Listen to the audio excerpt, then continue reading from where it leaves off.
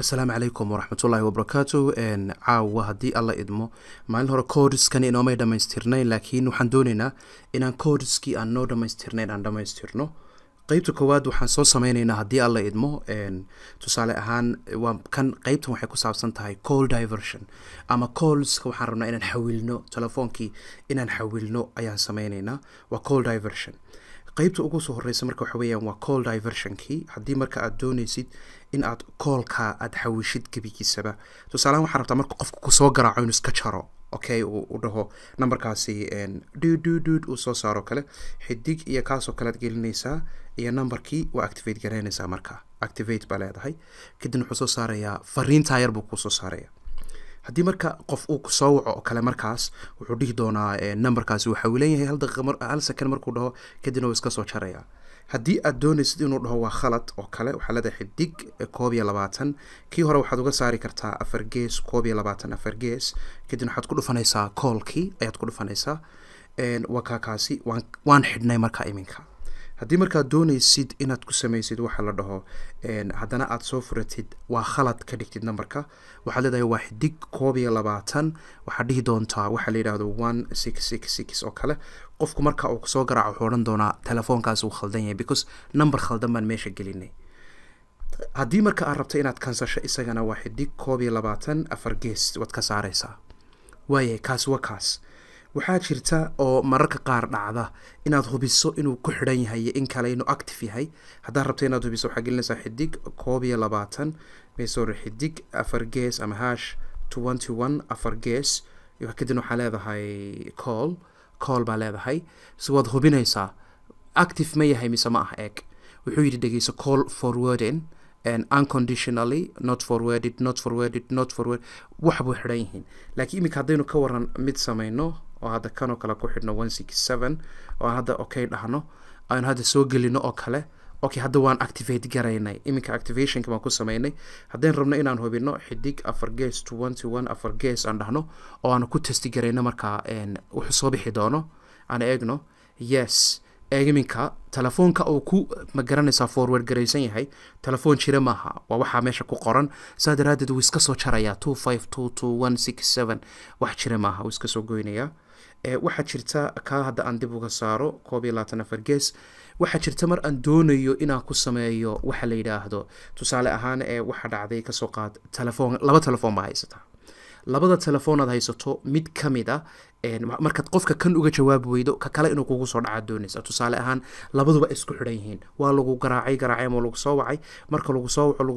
soo waco oo qofkii hadhowto uu call badan kugu sameeyo haddii aad doonaysa marka qofkaasi inuusan magaranaysaa ku misgarayno telefoonka kale uu kugu yimaado labada telefoon baa isku xidhaysaa si kana uu kugu soo dhaco kaasina uu kugu soo dhaco saa daraadeed waxaa leedahay 61 oo kale kadibna waxaad gelinaysaa waa double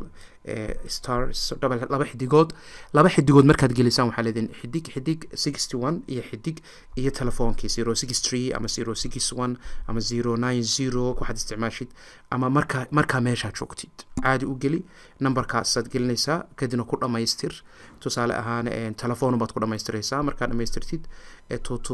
oo kale ku dhammaystirtid waxaad ogaataa telefoonka qofka markaad ka qaban weydo weye 4 gees markaad kaa kusoo kale ku xidhato qofka marka laga qaban waayo telefoonkii automatically kaasuu kusoo dhacaya messagekii kaasuu kusoo dhacaya haddii marka aad rabti inaad iska saartana waa 4 gees 61 kadibna waxaa leedahay 4 gees waa kaa isaguna waad ka saaraysaa marka kadibna wuxuu soo saarayaa fariintaas erase successfully when no replay marka waxa weeyaan mar adigu aad iskaga xidhayso marna mar aad kan ka jawaab weydo ka kale uu soo dhacayo way iminka ka kale kugu soo dhacaya fariintii ka kale tegaysa haddii aad doonaysid inaad hubisid inuu magaranaysaa mid kale kugu dhacay mid in kale sidii hore oo kale unbaad intaasaad bedelaysaa kadib waxaa leedihiin 61 naga hubi inaan haysano iyo in kale ayaan eegi doonaa not forwarded waa kaas ka ugu dambeeya marka laguma heli kara ay tahay ka waran haddii qofku uu ku soo gaadho waayo tusaale ahaan telefoonka waa la garaacay lama heli karo markuu noqdo waa in telefoon kale igu xawil aad tiraahdid tusaale ahaan telefoon kala haysataa kaa kala doonaysaa inay kugu timaado fariintii isaga waxaad gelinaysaa xidig 62 kadibna xidig iyo telefoonkii 063 ama 065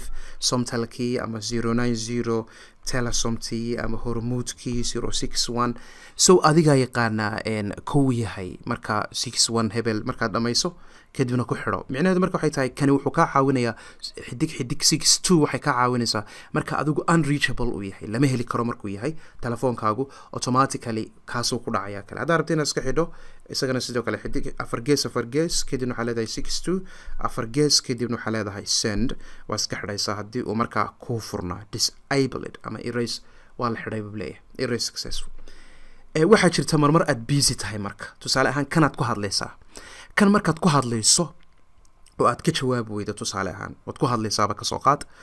tusaale waxaad doonaysaa marka kan ku hadlayso inuu mid kale kuugu dhaco ama qof kale ama telefoon kale haysato inuu ku forward garoobo ayaa doonaysaa waxaa leedahay waa xidig kadibna waxaad raacinaysaa xidig kale 67 waan imaaninka dhaweyta idiin sharaxayay xidig kale kadibna 06 hebel 162656 waxaa ka horreysiinaysa hadday golis tahayna 090 waka haddaba haddii aad doonaysid in nooc walba oo call forwarding ah aad iska xidho nooc walba oo call forwarding ah tusaalaan caawo dhan baad ku practice mobilkii waad ku practice garaysay waad ku eegtay haddaa rabto inaad nooc walba iska xidhid waxaa leedahay afar gees kadibna waxaa leedahay 002 kadibna waad xidhaysaa marka nooc walba marka hadduu markii biisiga uu ahaa haddii markii uu xidhnaa haddii markii uu ahaa bahalkii giddi uu kaa xidhaya marka kaasi marka waa kan call forwarding all nooc alla noocu yahayba erase successful waan iska xidhnay waxaan isweydiinaynaa marka faa'iidada kuwan ayaan eegi doonaa marka mid dul istaagi doonaa kanoo kale waxa weeye ka ugu soo horeeya aynu sheegnay tusaale ahaan wuxuu ahaa wax weeyaan activation markaad sameynaysid waxa la yidhaahdo call forwarding aad ku xawilaysid number kale aad ku xawilaysid markaa wuxuu odhan karaa ama lama heli karo ama number uu iska soo jaraya ama waa khalad wax khalad aad ku xidhaysaa sidaan markii dhow intusayay kalaadna waxa weeyaan waa markaa ugu jawaab weyd qofka marka kan ka jawaab weyd kalena inuu soo dhaco si ma garanaysaa labadii telefoonba haddii midkan uu kaa maqan yahay kan uu soo dhaco waxaa jirta oo kale iyadana unreachable markuu yahay telefoonkaaga lasoo gaari kari waayo tusaale ahaan mid kale oo uu ku dhici karo iyo markuu biisiga yahay xaaladahan waxaa la isticmaalaa ta u sarreysa oo kale all these waxay faa'iido leeyihiin marka tusaale meelaha riskiga joogtid ama meel problem ka jira ama meel bahalka ka jira tusaale si qof kale oo kula jooga baad ku xawilaysaa si ma garanaysaa qofka hadhow loo helo oo qofka adiga kusoo garaaco halkaasaanu joognaa saasaanu nahay badanaa waad arkaysaa meelo badan ay ka dhacaan aad ba ugu mahadsantihiin daawashadiina asalaamu calaykum lasii wadaaga dad kale